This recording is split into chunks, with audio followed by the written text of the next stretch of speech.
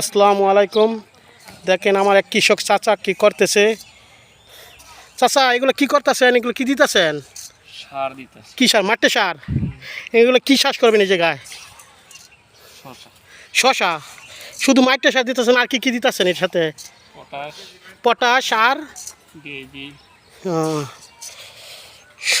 সবগুলোর মধ্যে কি শশা চাষ করবেন?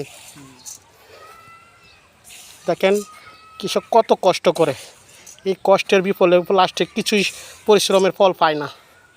অনেক কষ্ট করে কি সুন্দর করে দিনগুলো করছে।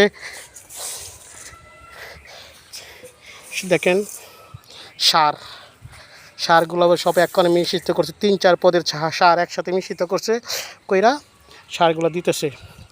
সুন্দর করে একটি করে আইল রিলি বানাইছে, এক একটা রিলিতে শশা চাষ করবে।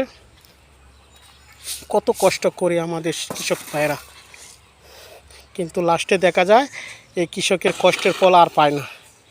ইন্ডিয়ান জিনিস সবজি আইসা বাংলাদেশের কৃষকের কপালে হাত। চাচা শশা আর আগে আগে কী করছিলেন এনে? ধনিয়া। ধনিয়া কীরকম হয়েছে আপনার? মোটামুটি হয়েছে, পুষাইছে? ওরকম না, মোটামুটি চলার মতন হয়েছিল। এখন কয়দিন পরে শশা বেশি লাগাইবেন? এক সপ্তাহ পরে। এক সপ্তাহ এভাবে থাকবে।